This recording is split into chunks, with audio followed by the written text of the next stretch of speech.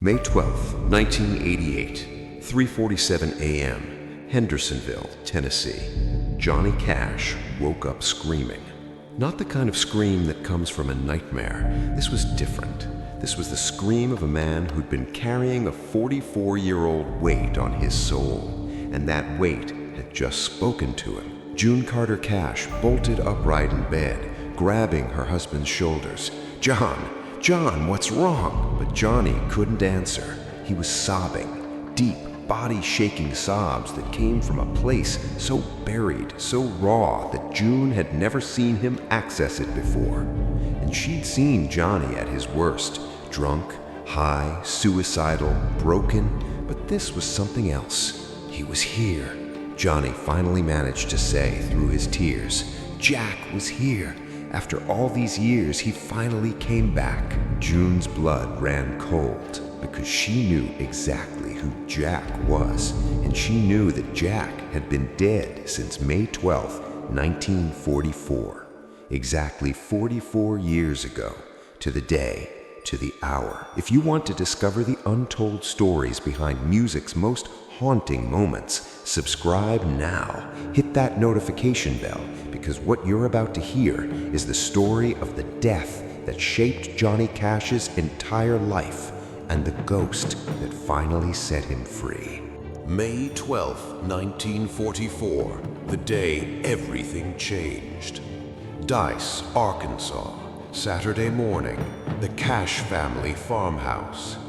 15-year-old Jack Cash woke up early, same as always. He was the good son, the responsible one, the one their mother Carrie said was touched by God. Jack wanted to be a preacher. He'd been studying the Bible since he was 8 years old. He had a light in him. Everyone could see it, a kindness, a purity. 12-year-old J.R. Cash, he wouldn't become Johnny until years later, woke up in the bed next to his brother. "Jack, it's Saturday. Why you getting up so early?" "Got work at the shop," Jack said, pulling on his overalls. "Mr. Hollis needs help cutting oak planks. Pays $3 for the day." J.R. sat up. "Don't go. Let's go fishing instead, down at the creek. Just you and me." Jack smiled and ruffled his younger brother's hair.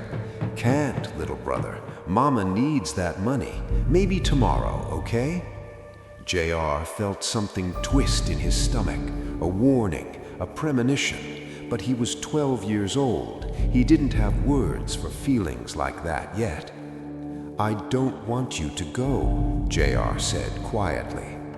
Jack stopped at the door, turned back. "Why not?" I got a bad feeling." Jack walked back, sat on the edge of the bed.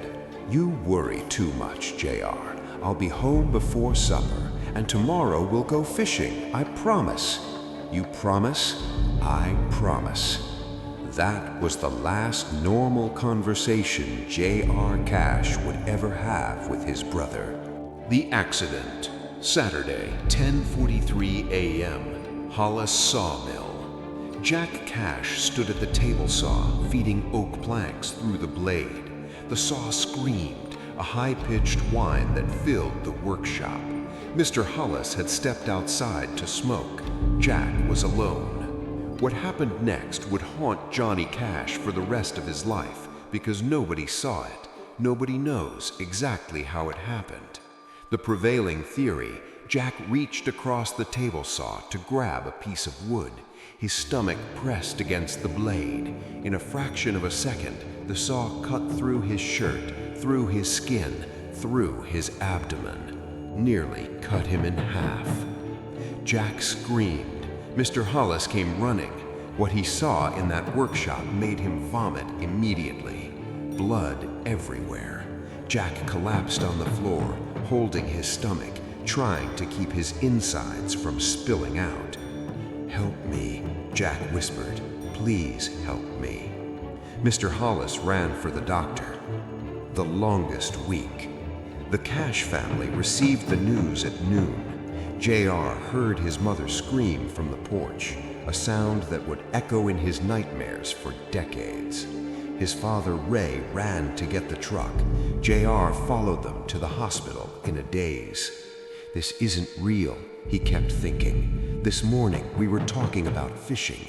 This morning he was fine.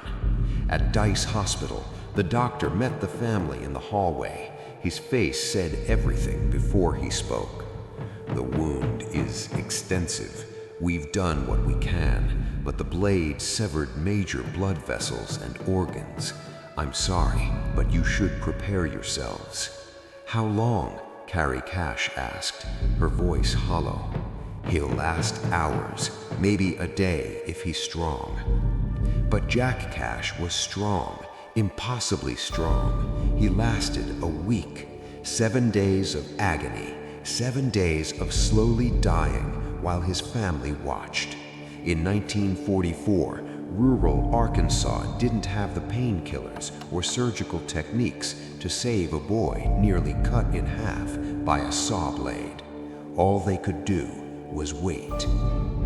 JR sat by Jack's bedside every single day, holding his hand, talking to him, begging him not to die. Remember, you promised we'd go fishing, JR said through tears. You gotta get better so we can go. Jack, barely conscious, squeezed his brother's hand. We'll go fishing in heaven, little brother.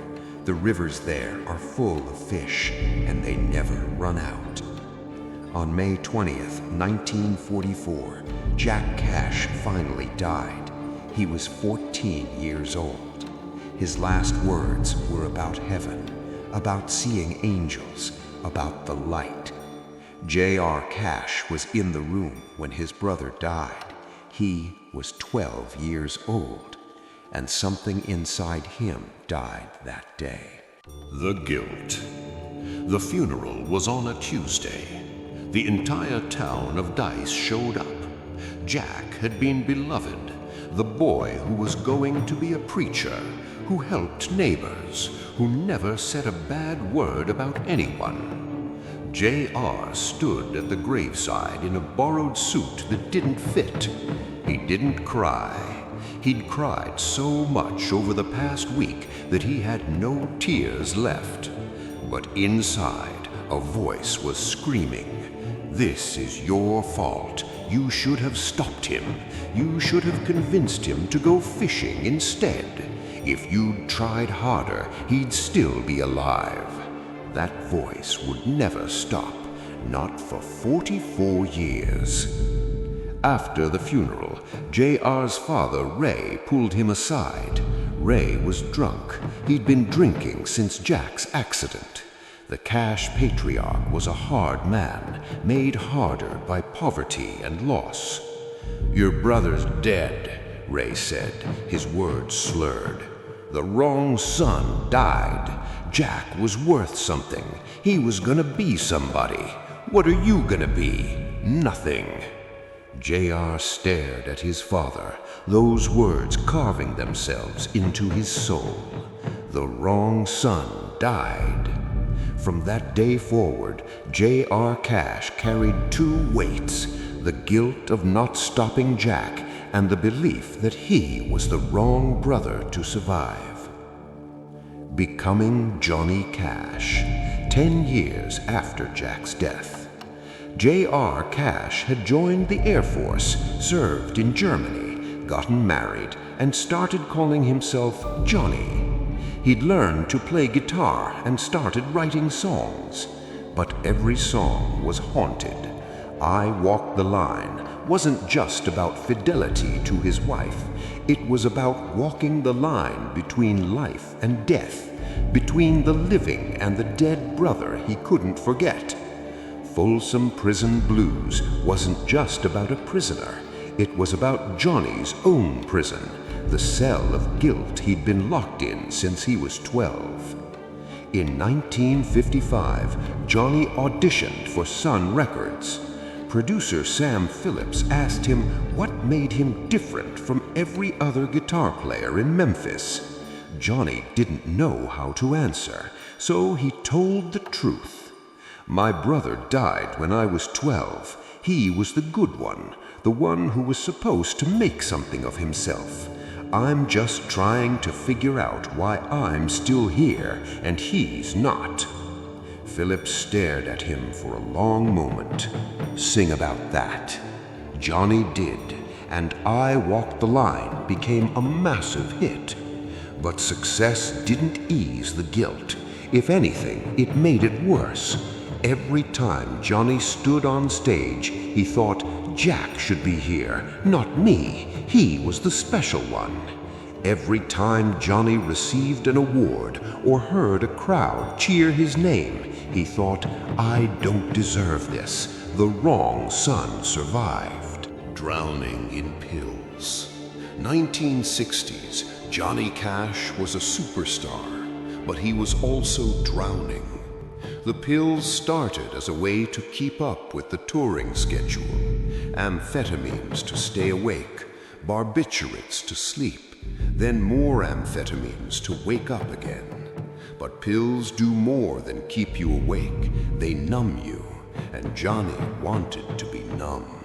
Because being awake meant remembering Jack, meant remembering the morning Jack left for work, meant remembering that JR had asked him to go fishing instead, meant remembering that if JR had tried harder, been more persistent, Jack might still be alive.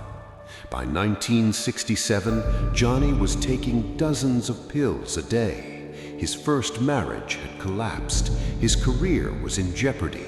He was a shell of himself. One night, high and desperate, Johnny drove to Nickajack Cave in Tennessee. He walked deep into the cave system, miles from the entrance, and lay down in the darkness. I'll just stay here, he thought. I'll stay here until it's over, until I can finally join Jack. He lay in that cave for hours, waiting to die, hoping to die. But then something happened. In the absolute darkness, Johnny felt a presence, not threatening, comforting. And he heard a voice, not audible, but clear as day in his mind. Not yet. Your time's not finished.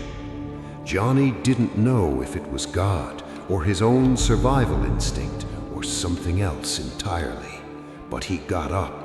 He crawled through the darkness until he found light. He emerged from that cave, filthy, exhausted, and alive.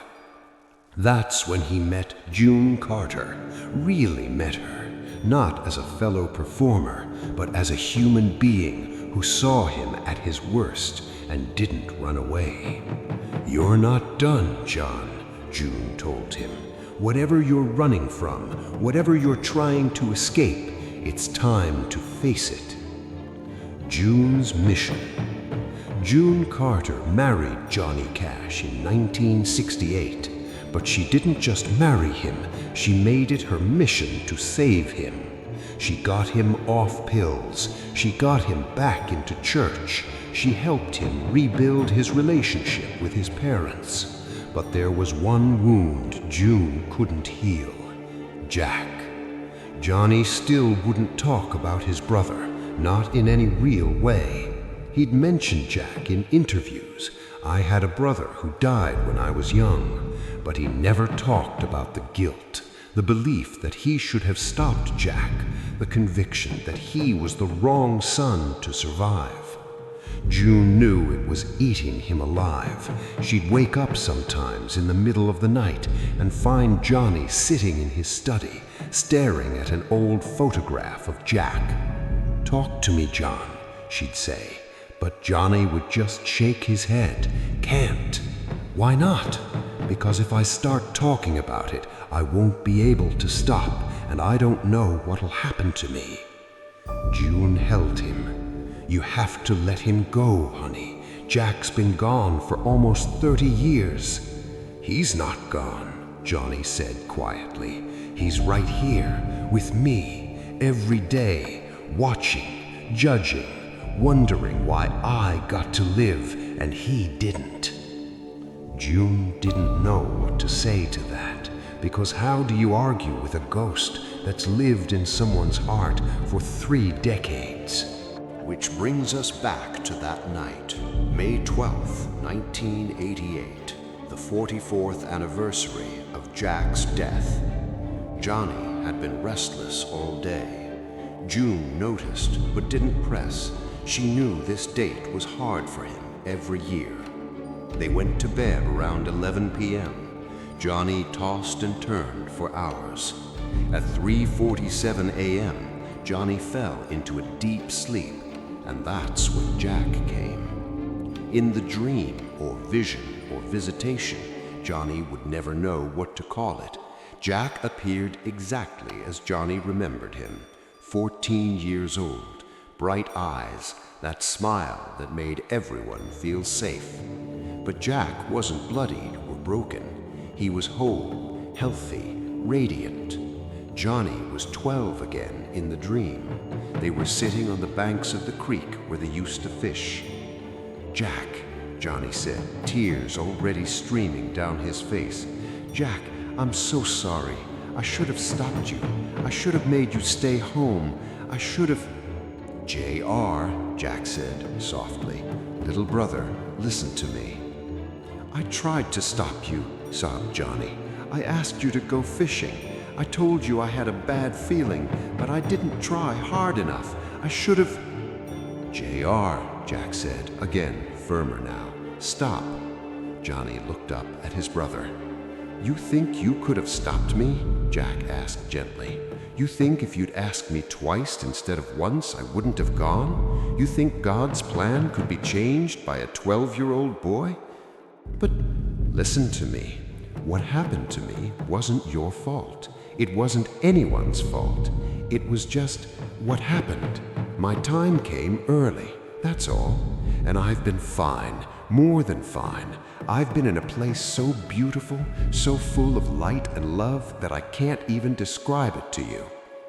Then why have I felt you watching me all these years? Why have I felt your presence, your judgment? That wasn't me, little brother. That was you. You've been judging yourself. I never judged you. I never blamed you. I never thought you were the wrong son to survive." The words hit Johnny like a physical blow. Daddy said... Daddy was drunk and grieving and said something cruel, but it wasn't true. You know what I thought about JR in those last days when I was dying? Johnny shook his head. I thought, thank God my little brother didn't get hurt. Thank God JR is safe. Thank God he gets to live and grow up and become something. That's what I thought. I was grateful you were alive. I never, not for 1 second, wished it had been you instead. Johnny was crying so hard he couldn't speak. Jack pulled him into a hug. It felt real, solid, warm. You've done good, little brother, Jack whispered. You've made beautiful music. You've helped people. You've lived a life worth living. I'm proud of you. Mama's proud of you. And I need you to stop carrying me around like a burden, because that's not what I am. I'm not your guilt. I'm not your shame. I'm your brother who loves you. That's all I've ever been. I miss you, Johnny choked out. I miss you so much. I know, and that's okay. Miss me, remember me, but stop punishing yourself for surviving. It's time, JR. It's time to let go. Johnny held his brother tighter. I don't know how. Yes, you do. You just did, right now, by hearing me, by letting me tell you the truth. You're forgiven, JR. You were always forgiven. Now you just have to forgive yourself. The creek began to fade. Jack began to fade. Don't go, Johnny begged. I'm not going anywhere, Jack said with that beautiful smile. I'm always with you, but not as guilt anymore, as love, just love. And then Johnny woke up screaming. American Recordings. June held Johnny for an hour that night while he told her everything. About the dream, about Jack's words, about the forgiveness he'd been seeking for 44 years. "Do you believe it was real?" June asked. Johnny was quiet for a long time. Yeah, I do." "Then what are you going to do now?" Johnny smiled, the first real, unguarded smile June had seen from him in years. "I'm gonna make music, real music, the music Jack would want me to make."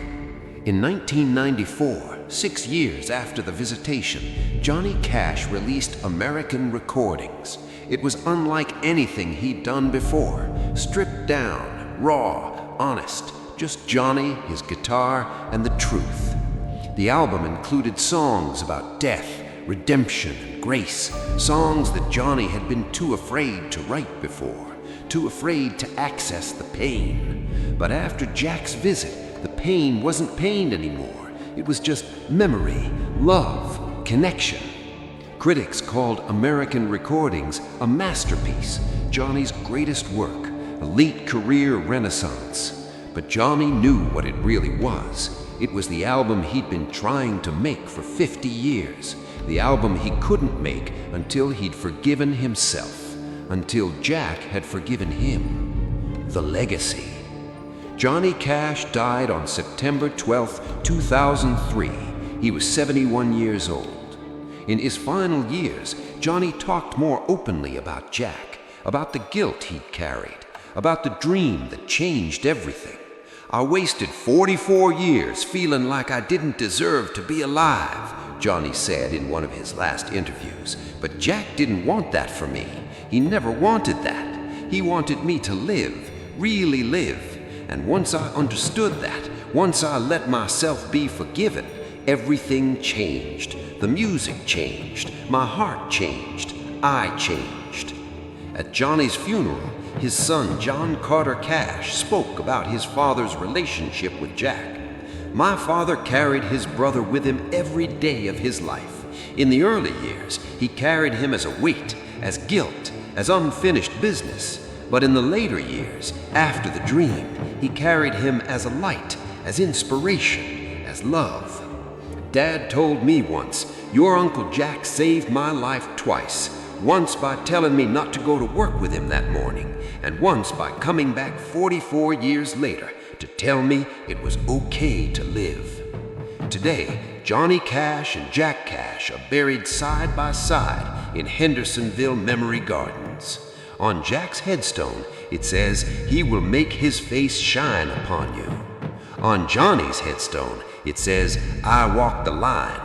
But if you stand between their graves and listen carefully, you can almost hear two brothers laughing, finally together again, finally at peace. The message. The story of Johnny Cash and Jack Cash isn't just about grief. It's about something deeper, the way we haunt ourselves. Johnny spent 44 years believing he was responsible for his brother's death, believing he was the wrong son to survive, believing he didn't deserve success or happiness or love. And none of it was true. Jack never blamed him. Jack never wanted him to suffer. Jack just wanted his little brother to live. But Johnny couldn't hear that until he was ready, until the right moment, the right day, the right anniversary when his heart was finally open enough to receive forgiveness. How many of us are carrying ghosts? How many of us are haunted by things we think we did wrong, people we think we failed, moments we wish we could change? And how many of those ghosts would tell us, if we could hear them, that we're forgiven, that we were always forgiven, that the only thing keeping us in prison is ourselves? Johnny Cash's greatest gift wasn't his music, though the music was extraordinary. His greatest gift was showing us that it's never too late to forgive yourself. It's never too late to let go. It's never too late to hear the words you've been desperate to hear. You're forgiven. The wrong son didn't survive. The right son did. And now it's time to live. If this story moved you, if you've ever carried guilt that wasn't yours to carry, hit that subscribe button. Share this with someone who needs to forgive themselves. Comment below with your own stories of forgiveness and letting go. And don't forget that notification bell for more untold stories of the legends who taught us that healing is possible, no matter how long we've been broken.